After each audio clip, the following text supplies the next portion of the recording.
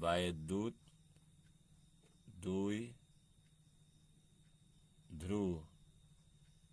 के कारण वैद्युत विभव, वैद्युत विभव।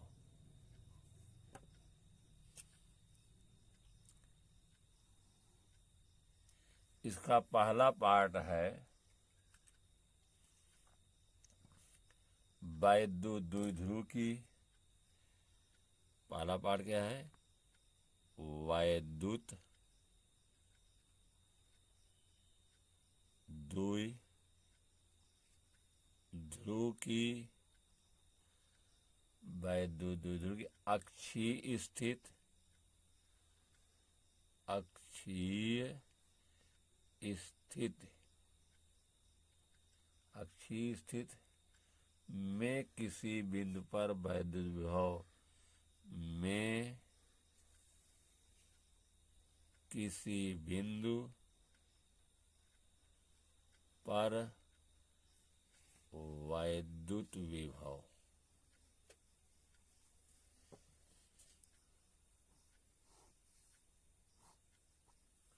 देखिए वैद्युत द्विध्रुव क्या कहते हैं। पहले प्रश्न उठता है वैद्युत द्विध्रुव, तो दो विपरीत आवेश हों और उनके मान बराबर हों, एक दूसरे से बहुत कम दूरी पर रखे हों, तो इस प्रकार की व्यवस्था क्या कहते हैं, वैद्युत द्विध्रुव कहते हैं। अक्षीय का मतलब उसी के अक्ष होना चाहिए।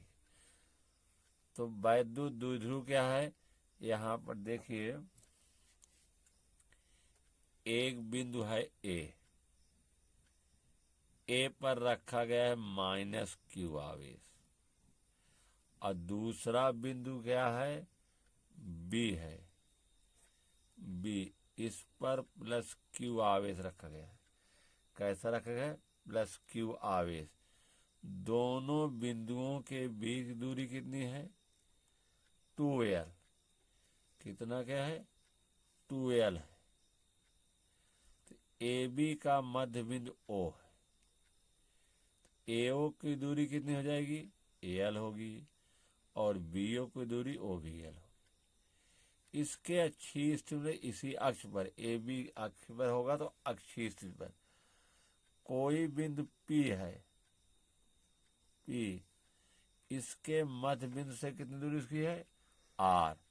यहाँ मध्य बिंदु से P की दूरी क्या है, R है, समझ रहे हैं, P की दूरी क्या है, R है। फिर देख लीजिए A पर ऋण Q आवेश, B पर धन Q आवेश रखा गया है। दोनों के बीच की दूरी क्या है, 2l है। AB का मध्य बिंदु O है, तो मध्य बिंदु होने के नाते AB बराबर कितना हो जाएगा, हम लिख भी दे रहे हैं, AB बराबर होगा L, और निकल दी AO बराबर A से O की दूरी L होगा, और B से O की दूरी भी L होगा, और AB बराबर क्या होगा, AB बराबर 2l, ऐसा में। तो ये वैद्युत द्विध्रुव की रचना कर रहे हैं। AB के मध्य बिंदु O से R दूरी पर कोई बिंदु क्या है, P है। इस P बिंदु पर -q आवेश के कारण और +q आवेश के कारण क्या निकालना है, वैद्युत विभव निकालना है। तो ध्यान दीजिए कि O से B की दूरी L है, O से B की दूरी L है, और O से P की दूरी क्या है, R है। तो PB कितना होगा, PB या BP कहिए, जो कहिए, PB या BP। चलिए भाई, तो निकालना हमें PB का मान। तो अगर OP में से OB घटा देते हैं PB आ जाएगा। चलिए, PB इक्वल टू, PB बराबर, PB इक्वल टू कितना हो जाएगा, OP। अगर OP में से PB घटा दिया जाए पीबी का मान हमें निकालना है। अगर ओपी में से ओबी घटा देंगे तो ओपी माइनस ओबी। ओपी का मान है आर और ओबी का मान है एल, तो आर माइनस एल होगा। अब हमको निकालना है एपी की दूरी। एपी बराबर क्या होगा? एपी बराबर हो जाएगा आपका एओ धन ओपी। एओ का मान आर है, ओपी का मान एल है, तो एपी बराबर क्या हो जाएगा? R plus L. अब हम माइनहा और एक कार्य जो है ऐसे माध्यम में हो रहा है जिसका क्या है? परावैद्युतांक है। तो यहाँ हम लिख देंगे, थोड़ा सा जो बोल रहे हैं उसी को लिख भी रहे हैं कि माना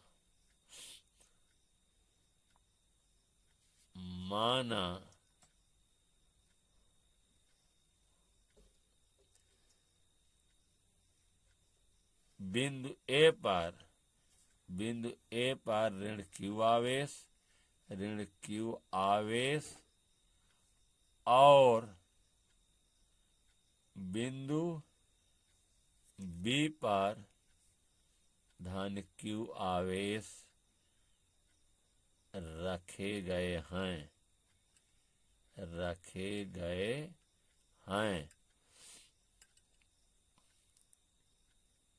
ए बी का मध्य बिंदु क्या है? ए बी का मध्य बिंदु ओ है।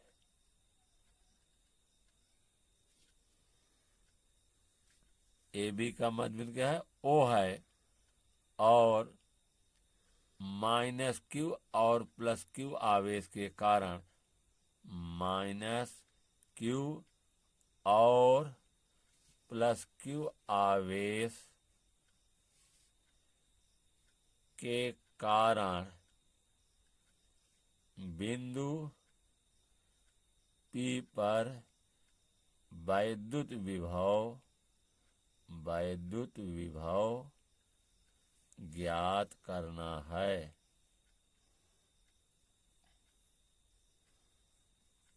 यह कार्य ऐसे माध्यम में हो रहा है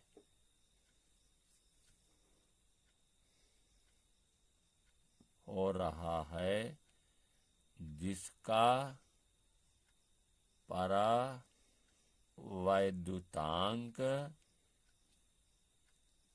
के है।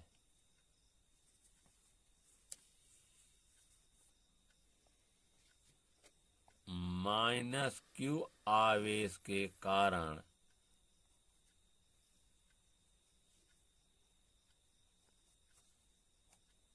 बिंदु पी पर वैद्युत विभव VA बराबर 1/4 पाई एप्सिलॉन के माइनस क्यू बटे AP बराबर 1/4 पाई एप्सिलॉन के माइनस आ जाएगा क्यू बटे AP का मान है R प्लस एल। ये रहा आपका VA का मान। समीकरण 1, धन क्यू आवेश के कारण बिंदु P पर वैद्युत विभव VB बराबर 1/4 पाई एप्सिलॉन के Q बटा R माइनस एल। बिंदु P पर परिणामी विभव बिंदु P पर परिणामी विभव V is equal to VA plus VB। VA या VA का मान कितना निकाले हो? हमने निकाला है -1/4π Q बटा R plus L plus 1/4π Q बटा R माइनस L, या V इज इक्वल टू, इसमें कॉमन क्या दिखाई रहा है? Q बटे माइनस नहीं, Q बटे क्या कॉमन है? कॉमन है आपका 1/4π0 K। Q भी कॉमन है, Q बटा ले रहे हैं, Q बटा क्या ले रहे हैं?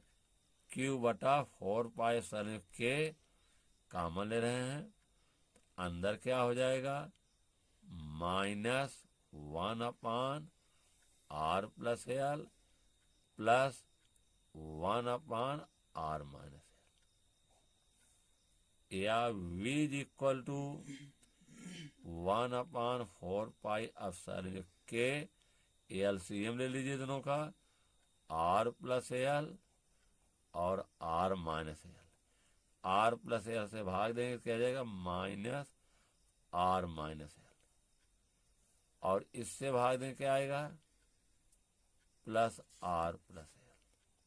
ठीक, या V is equal to 1/4π0 K, open कर दिए, -R plus L plus R plus L बटे A धन B ऋण B R square minus AL square. इसमें R से कैंसिल हो जाएगा।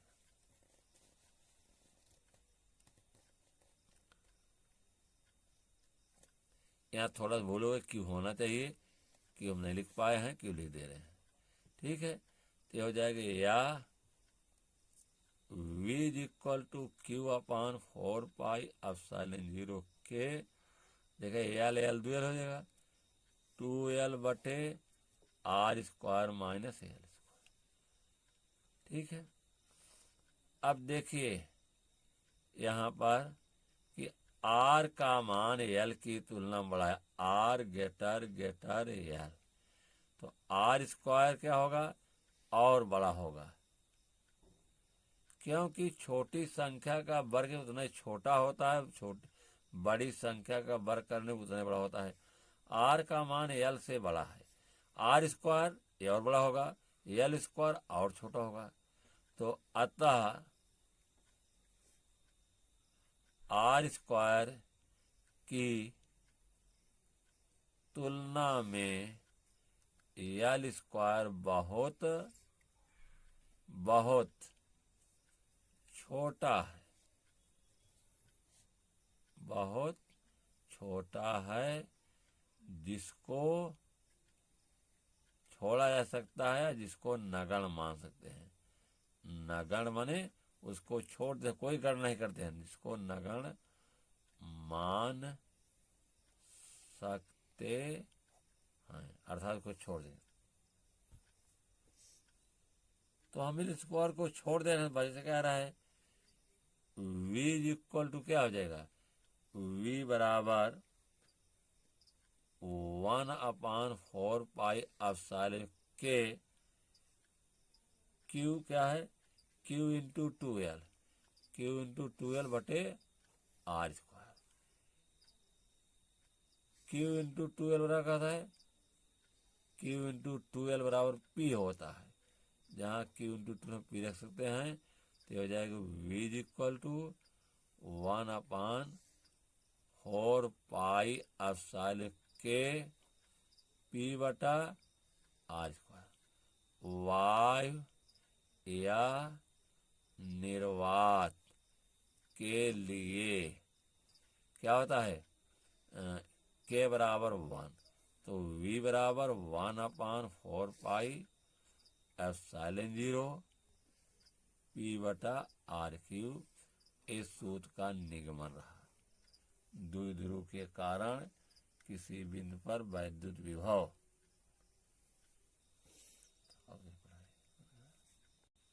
छठा क्वेश्चन देखिए,